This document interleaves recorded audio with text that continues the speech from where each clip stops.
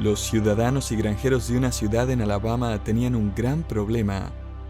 Toda su economía se basaba en sus plantaciones de algodón y todos los granjeros se dedicaban exclusivamente a aquello.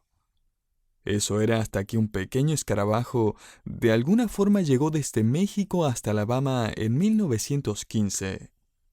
Unos pocos años después, todas las plantaciones de algodón habían sido completamente devoradas por estos pequeños insectos, cuyo nombre oficial es Anthronomus grandis, también conocido como el gorgojo de algodón. Los granjeros estaban enfrentando la bancarrota juntamente con el resto del pueblo.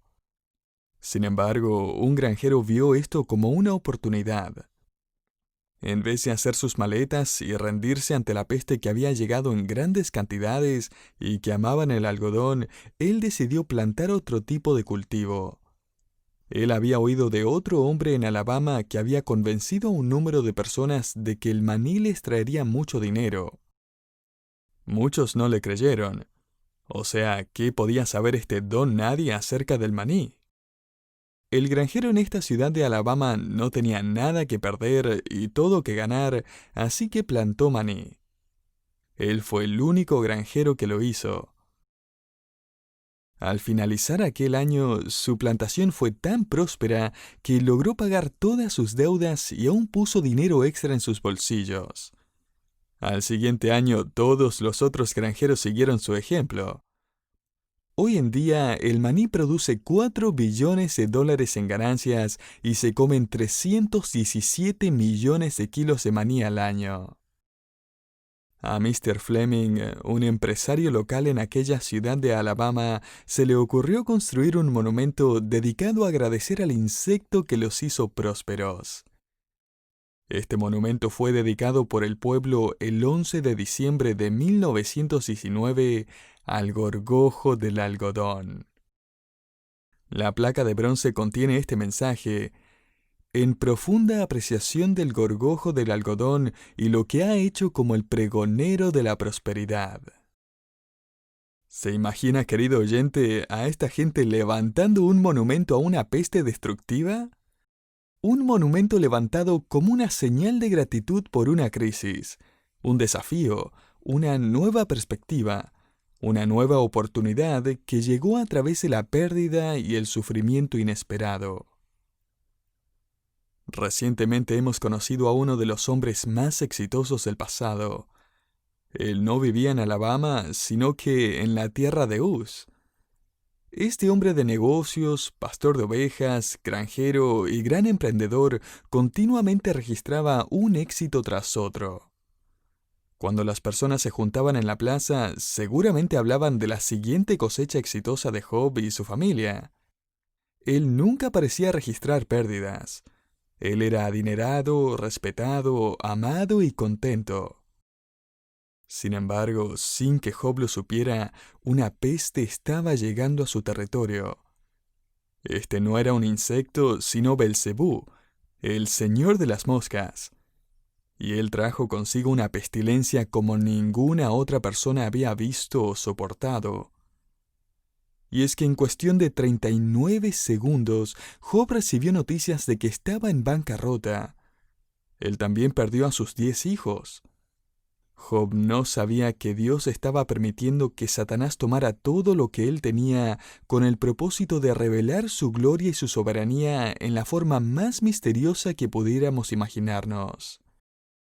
Satanás había apostado que Job iba a maldecir a Dios si es que perdía su negocio y sus hijos. Él estaba equivocado. En Job capítulo 1 leímos con asombro que Job dijo en medio de su pérdida, versículos 21 al 22, «Desnudo salí del vientre de mi madre, y desnudo volveré allá. Jehová dio y Jehová quitó, sea el nombre de Jehová bendito». En todo esto no pecó Job, ni atribuyó a Dios despropósito alguno. Francamente, la respuesta de Job es increíble. De hecho, si no estuviera en la Biblia, no sé si lo creería. Y es que, ¿cómo puede alguien pasar por esta crisis de sufrimiento y permanecer tomado de la mano de Dios? Era ya tarde ese día, escribió un autor, cuando el motor del bote hizo unos sonidos extraños, se estancó y decidió no volver a arrancar. El fuerte oleaje empezó a arrojar litros y litros de agua dentro del bote. Los 5 que estábamos adentro habíamos hecho todo lo que sabíamos y podíamos hacer, pero no fue suficiente. Una emocionante salida a pescar en familia se estaba convirtiendo en una pesadilla. Nos estábamos hundiendo. Jorge, sus 3 hijos y su anciano padre se ajustaron sus chalecos salvavidas, se ataron unos a otros con una soga para no separarse y flotaron silenciosamente en el oscuro y tempestuoso Atlántico. Jorge miró su reloj mientras el bote finalmente se hundía por completo. Eran las 6:30 de la tarde. Se puso muy oscuro. Uno de sus hijos tragó demasiada agua de mar, empezó a atragantarse y luego murió ahogado. El padre oyó impotente a cada uno de sus hijos, uno a uno, y luego a su propio padre tragar agua, sucumbir ante las olas y finalmente ahogarse. Jorge nunca dejó de nadar. De hecho, él nadó por 8 horas hasta que finalmente se topó con la playa, aún tirando de la cuerda que lo ataba a los cuerpos de sus hijos y su padre. ¿Puede imaginarse esta escena? Más tarde, Jorge le contó a los reporteros: mi hijo menor fue el primero en morir. Siempre le había enseñado a mis hijos que la muerte significaba ir a estar con Jesucristo. Antes de morir lo oí decir: no puedo seguir luchando, quiero estar con Jesús. Aún en medio de esta turbulenta escena, su crisis se convirtió en un monumento de fe para la honra de su fiel Dios. Sea el nombre de Jehová bendito. Hace unos días atrás almorcé con un pastor amigo mío y su hijo. Él me contó algunos de los detalles de la muerte de su esposa. Había ocurrido rápida e inesperadamente solo hace un par de semanas atrás. Este querido hermano en la fe había tenido que tomar un tiempo fuera del púlpito después de su pérdida y vino a visitar nuestra iglesia justo el domingo que empezamos a estudiar el libro de Job. Tuve el privilegio de escuchar su historia. Con lágrimas en sus ojos, ellos me contaron de la fidelidad de Dios en sus vidas. Ellos se unieron a la tribu de Job. Ellos tomaron su crisis y la transformaron en un monumento de alabanza y adoraron a Dios. Estos son aquellos que construyen monumentos de alabanza en el valle de la aflicción. Ahora, si damos un par de pasos hacia atrás y miramos el sufrimiento desde cierta distancia, todos podríamos reconocer que el dolor es un gran enseñador. A partir de las circunstancias dolorosas podemos aprender muchas lecciones importantes. Un autor escribió que el dolor nos enseña lecciones de humildad, esperanza eterna, lo que verdaderamente amamos, las verdaderas bendiciones de Dios, empatía hacia otros, perseverancia y fortaleza. Y no hay duda que Dios usa el sufrimiento para corregirnos. En el Salmo 119 leemos: antes que fuera yo humillado, descarriado andaba, mas ahora guardo tu palabra. Versículo 67. Bueno me es haber sido humillado, para que aprenda tus estatutos. Versículo 71. Conozco, oh Jehová, que tus juicios son justos, y que conforme a tu fidelidad me afligiste. Versículo 75. Querido oyente, Dios usa el sufrimiento para corregirnos y además para conformarnos, para moldearnos a su imagen. Pablo escribió: y no solo esto, sino que también nos gloriamos en las tribulaciones, sabiendo que la tribulación produce paciencia y la paciencia carácter probado. Romanos 5 del 3 al 4. La salvación nos dio paz con Dios, pero no nos dio paciencia con Dios, o la vida en general. eso se forma durante las dificultades de la vida. Se forma después de que nuestro mundo se derrumba. Si el libro de Job terminara con el capítulo 1, nos asombraríamos de la pureza y la perseverancia de Job. Sería maravilloso si pudiéramos terminar el libro en este momento con Job adorando y bendiciendo a Dios. Él ha construido un gran monumento de alabanza en el Valle de la Aflicción. Pero el problema es que el Señor de las moscas tiene más devastación en mente, y el Señor del universo va a permitírselo. Cuando abrimos nuestras Biblias en el capítulo 2 de Job, nos encontramos con que nuevamente hay una reunión en el cielo, y Satanás está allí otra vez. Esta es la escena número 2 delante del trono de Dios.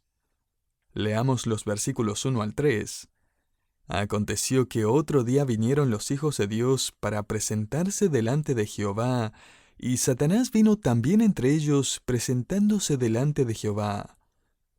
Y dijo Jehová a Satanás, ¿de dónde vienes? Respondió Satanás a Jehová y dijo, de rodear la tierra y de andar por ella. Y Jehová dijo a Satanás, ¿no has considerado a mi siervo Job? En el capítulo 1 vimos que esta es una pregunta retórica porque Dios sabe que Satanás ha estado considerando a Job y ha estado deseando verlo maldecir a Dios más que cualquier otra cosa en el mundo. Preguntarle, ¿has considerado a mi siervo Job? Sería como preguntarle a un niño en su cumpleaños, ¿has considerado abrir tus regalos? Por supuesto que lo había considerado. Que no hay otro como él en la tierra, varón perfecto y recto, temeroso de Dios y apartado del mal, y que todavía retiene su integridad, aun cuando tú me incitaste contra él para que lo arruinara sin causa. En hebreo, la frase se traduciría mejor como, «Él todavía retiene su integridad, ¿y aún así me incitas a arruinarlo sin causa?» En otras palabras, el Señor está anunciando que sin importar lo que le permita hacer a Satanás, Él aún está en control y el carácter de Job permanecerá intacto. Satanás se mofa en Job 2:4 y dice, «Piel por piel, todo lo que el hombre tiene dará por su vida». Piel por piel no es más que una crítica cruel y sin justificación hacia Job. Satanás insinúa que Job está más dispuesto a sacrificar la piel de sus hijos y sus animales y sus sirvientes, mientras que él pueda mantener su propia piel intacta. Satanás dice, cada hombre tiene su precio. Es solo que yo no he encontrado el suyo todavía, pero creo que sé cuál es. Satanás propone en Job 2:5, pero extiende ahora tu mano y toca su hueso y su carne, y verás si no blasfema contra ti en tu misma presencia. Ya que los huesos eran considerados el asiento de las enfermedades en la antigüedad, Satanás tiene en mente una enfermedad que amenace con la vida de Job. También tiene en mente varias otras enfermedades que afecten la salud de Job, y es que él creía que Job haría lo que fuera para mantener su salud. La mayoría de las personas lo harían. Amenace a una persona con quitarle la vida y va a ver que hace cualquier cosa para vivir un día más. Como la reina Elizabeth I, que dijo en su lecho de muerte en 1603, «Todas mis posesiones por un poco más de tiempo». Satanás dijo, «Lleva a Job a un paso de la muerte y verás cómo cambia su preciosa fe por un día más de vida». Una vez más, Dios delega autoridad y libertad a Satanás, mientras que al mismo tiempo limita las actividades de Satanás. Note lo que él dice en Job 2:6, «Y Jehová dijo a Satanás, He aquí, él está en tu mano, mas guarda su vida». La horrorosa escena número 2 ahora comienza sobre la tierra. Leamos Job 2:7. Entonces salió Satanás de la presencia de Jehová e hirió a Job con una sarna maligna desde la planta del pie hasta la coronilla de la cabeza. No sabemos cuánto tiempo pasó entre los funerales de sus 10 hijos y la aparición de su primera mancha roja en la espalda, pero es muy probable que Satanás habría querido que sucediera bien pronto. A él le encanta golpear al que está caído. Él no tiene compasión ni misericordia. Él no conoce lo que es la clemencia o el sentir lástima. Él es aquel ángel derrotado y condenado cuyo mayor deseo es silenciar la adoración de su conquistador. Las úlceras empiezan a aparecer sobre la piel de Job y llegan a cubrir todo su cuerpo. Ni un solo centímetro de su cuerpo se salvó. Él estaba cubierto desde su cabeza hasta la planta de sus pies, lo que significa que Job no podía pararse sin sentir dolor y no podía sentarse o incluso recostarse sin irritar a las úlceras que cubrían su cuerpo. Las palabras en hebreo traducidas sarna maligna son las mismas palabras que se usan para una de las 10 plagas en Egipto. Y sin embargo, este era solo el comienzo. Permítame relatarle, a partir de varios versículos en este libro, los distintos sufrimientos físicos de Job. Estos incluyen estas úlceras sarnosas, picazón intensa y persistente, incapacidad de comer, ataques de pánico, insomnio. Job dijo, «Cuando estoy acostado digo, ¿cuándo me levantaré? Mas la noche es larga y estoy lleno de inquietudes hasta el alba». Él sufrió de gusanos, sin duda en sus úlceras, piel endurecida que se resquebrajaba y supuraba pus, dificultad respirando, ceguera parcial, gran pérdida de peso, dolor constante y continuo. Job dijo en el capítulo 30, «Días de aflicción se apoderan de mí, la noche taladra mis huesos y los dolores que me roen no reposan». No es de sorprenderse que cuando los amigos de Job fueron a visitarlo, ellos no podían siquiera reconocerlo. El dolor de Job era privado, intenso e insoportable. En Job 30:28 él dice, «Ando enlutado y sin consuelo». En el versículo 30 Job agrega, «Mis huesos se queman por la fiebre». Satanás intensificaba el sufrimiento de Job, esperando que una blasfemia saliera de su boca. El sufrimiento de Job era privado, pero también era público. Y es que en los tiempos de los patriarcas, las enfermedades generalmente significaban pecado. Hoy en día, las enfermedades pueden ser por cualquiera de las razones que ya hemos estudiado: corrección, edificación, crecimiento de nuestra fe y perseverancia.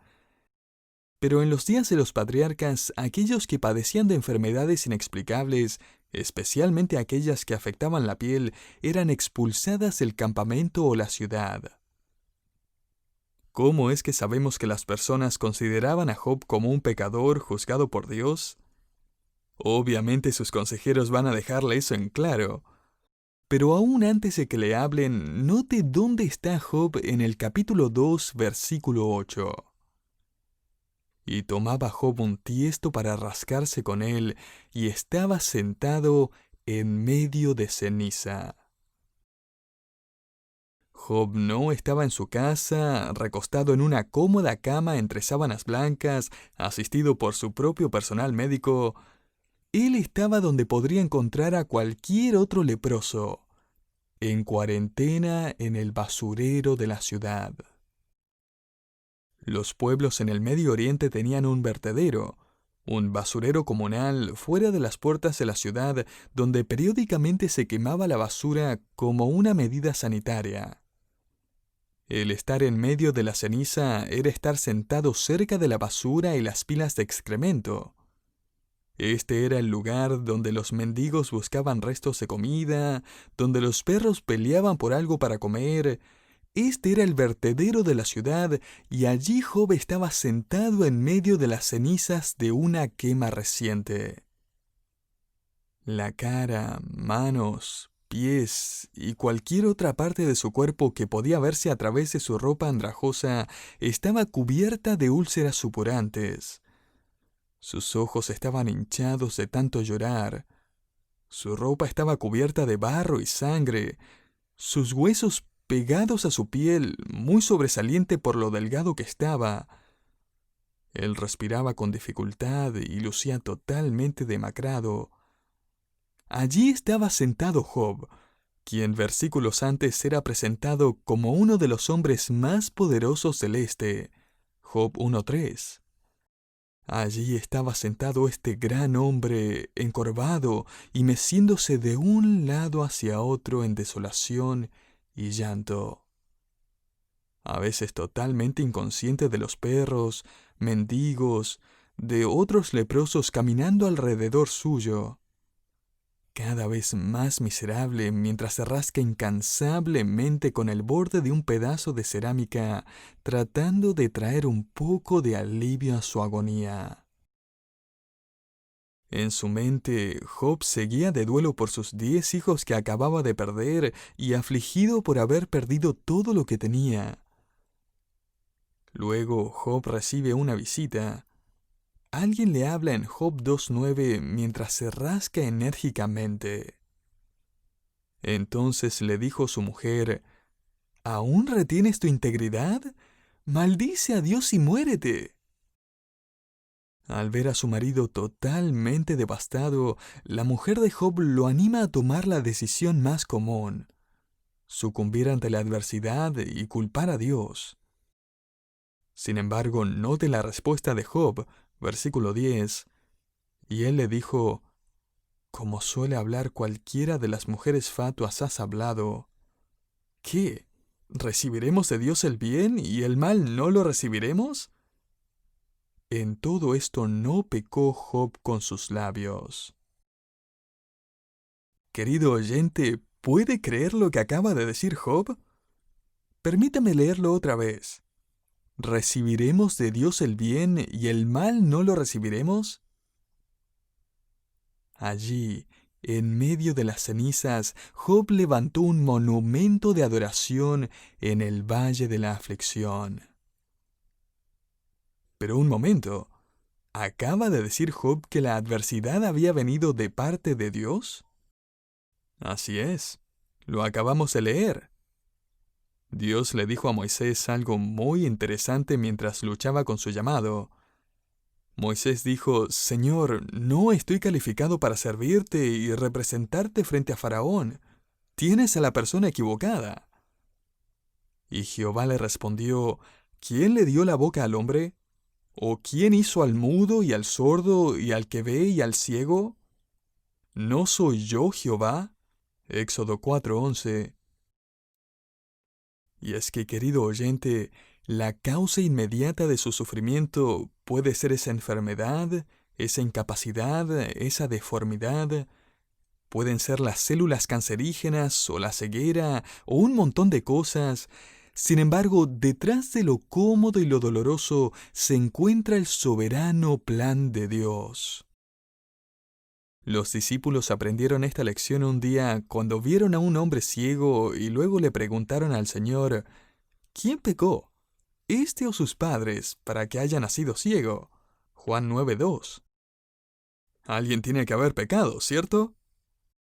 Y respondió Jesús: no es que éste pecó ni sus padres, sino para que las obras de Dios se manifiesten en él. Juan 9:3. En otras palabras, este hombre había nacido ciego para que Dios fuera glorificado en la restauración de su vista. El hombre ciego entonces se convierte en una ilustración del creyente que sufre. Él se convierte en un testimonio de algo que un día nos tocará vivir a cada uno de nosotros que creemos.